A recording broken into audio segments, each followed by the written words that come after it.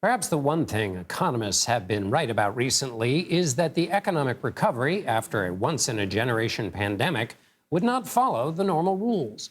But what are the new rules in an economy where inflation rises while the price of gas falls and unemployment stays low, but that unemployment doesn't lead to higher wages?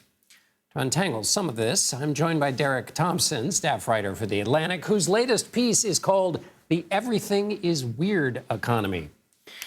Derek, thank you for joining me. So,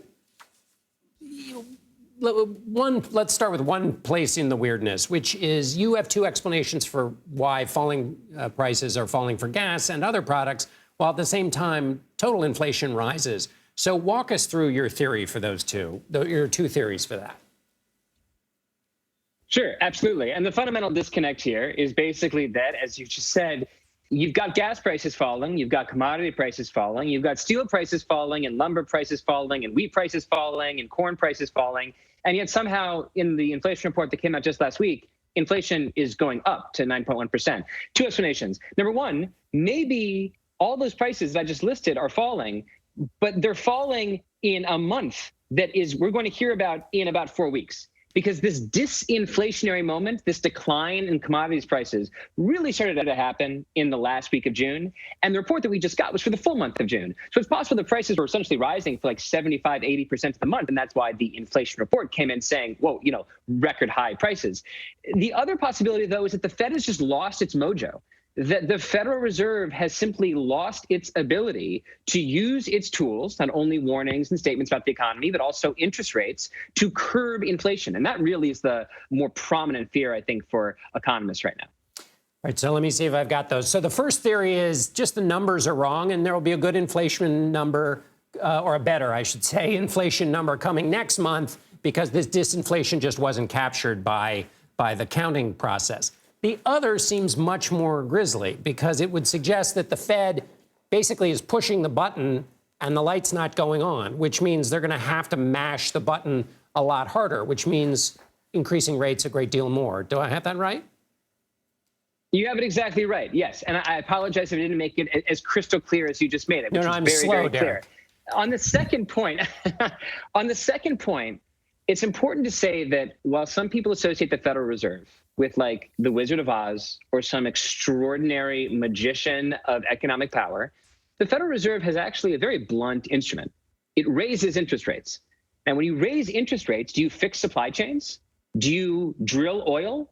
Do you convince the Saudis to drill more oil? Do you cut down trees for lumber? No, you don't actually solve a lot of these supply side problems that the US economy and the world economy faces right now. What you do by raising interest rates is you make houses a little bit harder to buy, cars a little bit harder to buy. You destroy demand for a lot of goods that are sensitive to rising interest rates. So the Fed is looking at a very complex system of constricted supply and really hot demand. And they can only really operate on the part of demand that's very sensitive to interest rates, things like housing, car loans, and stuff like that. And so that's a reason why you might see that inflation continues to rise, even as the Fed is jacking up interest rates, right? Pressing the button, but the light isn't going on.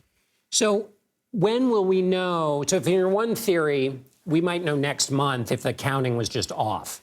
In the Fed theory, when will we know if they've been ineffective?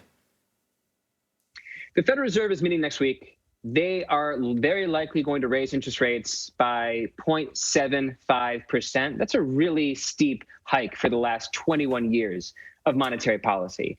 If interest rates rise by 0.75% and inflation continues to be high, in particular, not to be too confusing, but if core inflation, which is inflation without looking at food prices and energy prices, which are really set by global markets, if core inflation and inflation continue to rise, that's when you know we're in serious trouble. That's when it starts to feel potentially like this isn't a situation the Federal Reserve can control with its little dial. This is starting to look more like the late 1970s, which means interest rates are likely to rise, not just to under 2%, which is where we are right now. In 1980, Fed Chair Paul Volcker raised the interest rate to 19%. I don't think we're going to 19%. But that is way higher than 2. So that's when you start to get nervous about serious action coming from the Fed. And to be honest, I don't want to scare viewers. I am very hopeful that that's not going to happen, and I would predict that that wouldn't happen. My prediction is that starting next month and the month after, we are going to see headline inflation start to come down.